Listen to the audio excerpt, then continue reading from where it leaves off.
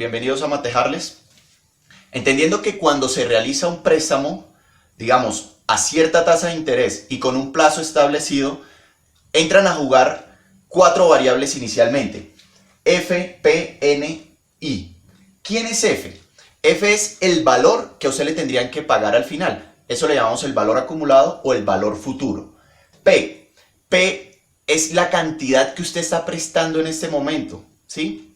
N es el número de periodos, en este caso podrían ser meses, años, ¿cierto? ¿Y de qué depende? De esta I. ¿Quién es I? La tasa de interés que se le va a cobrar durante cada uno de estos periodos. Entonces hay una relación entre N e I. Si la tasa es mensual, el número de periodos se tiene que medir en meses. Si la tasa es anual, el número de periodos se tiene que medir en años y así sucesivamente. Entendiendo que esas variables intervienen en una operación de ese estilo, entonces vamos a decir que tenemos dos formas de capitalizar intereses. Una es bajo interés simple y otra es bajo interés.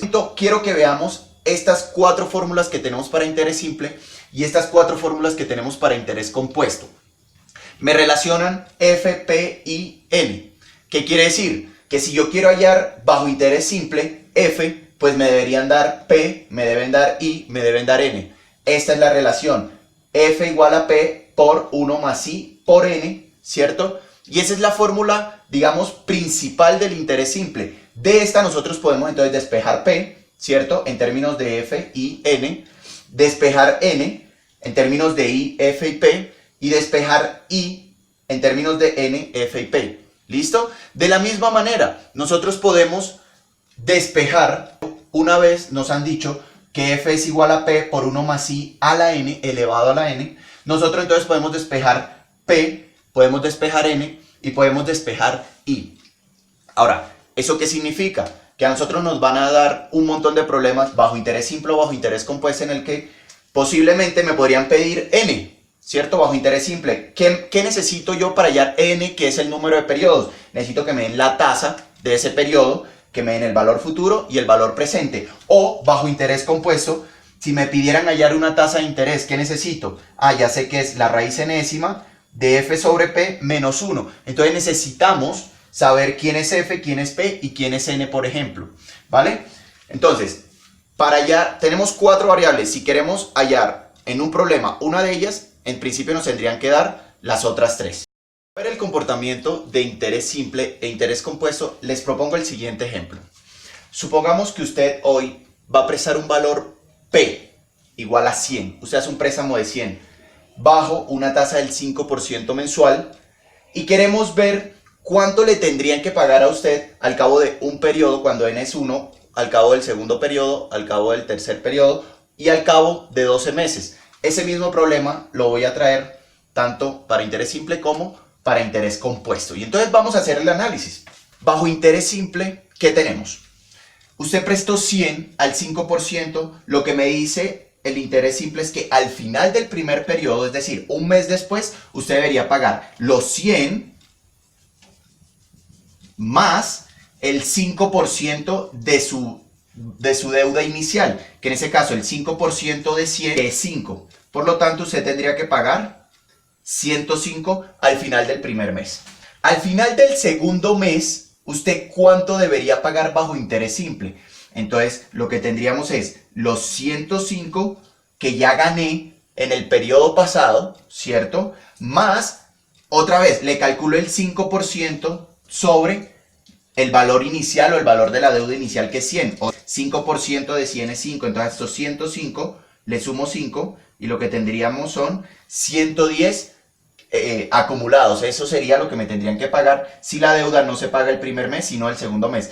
Del mismo modo, el tercer mes, ¿qué sería? Los 110 que tengo acumulados más, otra vez, el 5% calculado sobre el valor inicial. Eso me da 115. Significa que usted cada vez, bajo interés simple, cada periodo está acumulando, en este caso, el 5% de 100, que equivale a 5. Cada periodo va a ganarse 5, 5, 5. Al cabo de 12 meses, entonces, ¿cuánto va a ser? Pues vamos a decir que F es igual a P por 1 más I por N. Y vamos a analizar esta fórmula. ¿Quién es P? Entonces reemplazamos P, que es 100, 1 más I, pero I es 0,05, que es la tasa de interés, multiplicada por el número de periodos. Entonces, como en este caso son 12 meses y la tasa es mensual, multiplicamos por 12. Y eso entonces me daría 160. ¿Qué significa ese 160? Ese es el valor que nos tendrían que pagar si la deuda no se cancela un mes después, 2 meses después o 3 meses después, sino que se cancela 12 meses después.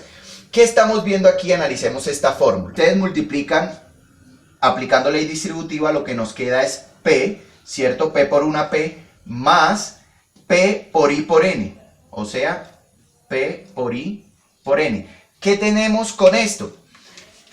El valor inicial le voy a sumar P. Entonces, recordemos que es P. Si P es 100 y yo lo multiplico por la tasa que es 0.05 y eso también lo multiplico por 12, ¿eso qué me está dando? Me está dando un valor de 60. 100 por 0.05 por 12. Me está dando 60 y es que, mire, P por I es la cantidad de interés, que en este caso es 5, que yo me voy a ganar cada periodo. Ahora, ¿cuántos periodos me lo voy a ganar? Si lo multiplico por 12, lo que me está diciendo es, a este P inicial, súmele ese 5 de interés 12 veces. ¿Listo? Eso es lo que me está diciendo esta fórmula y es la esencia de la fórmula del interés simple.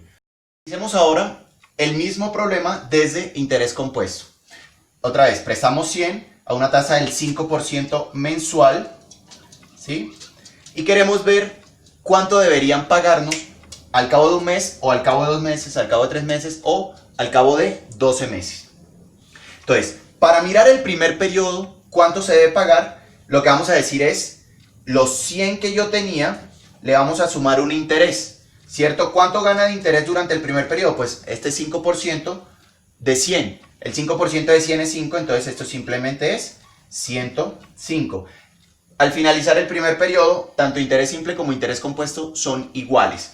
La diferencia empieza a partir del segundo periodo. ¿Qué pasa? Ya no vamos a capitalizar intereses sobre este valor inicial o valor presente 100, sino que los intereses se capitalizan sobre el saldo que tenía el periodo anterior. ¿Eso qué significa? Que obviamente si yo le saco el 5% a 100 me da 5, pero si le saco el 5% a 105 me va a dar un valor mayor. En ese caso, ¿cuánto voy a tener que pagar al siguiente periodo? Va a ser 105 más, ahora el 5% de 105, eso me da 5,25. Por tanto, ¿cuánto me deberían pagar al final del segundo periodo? Pues van a ser 110,25. Al finalizar el tercer periodo, ¿cuánto sería? Ah, pues lo que me debían en el segundo periodo, que es 110,25. Y eso más, esto otra vez capitaliza sobre el 5% de interés. Entonces sería 5% de 110,25. Eso da 5,5125. O sea, que cuando nosotros sumemos este par de valores, lo que nos deberían pagar al finalizar el tercer mes va a ser 115,7625. Si nosotros queremos llegar al mes 12, podríamos seguir de esta manera. ¿Cómo?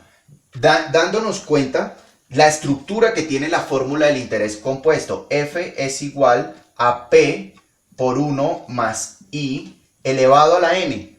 ¿Qué significa elevar a la n? Significa que multiplicamos 1 más i tantas veces como diga este exponente. ¿Listo? En este caso, si nosotros queremos saber cuánto nos deberían pagar al finalizar el periodo 12 o los 12 meses, lo que hacemos es 100 multiplicado por 1 más 0,05. La tasa del 5% la expresamos en su forma decimal como 0,05 y elevado a la 12. Si quieren lo podemos ver como 100 por 1.05 a la 12. Eso me da 179,5856 aproximadamente. Señores, señoritas, ¿qué significa? Que bajo interés compuesto a mí me pagan 19,58,56 pesos adicionales. Pero, más allá de eso, yo quiero que miremos la estructura que tiene la fórmula del interés compuesto. Cuando nosotros decimos F es igual a P por 1 más I a la n. ¿Y qué significa multiplicar 100 por 1 más 0,05? Analicemos esto.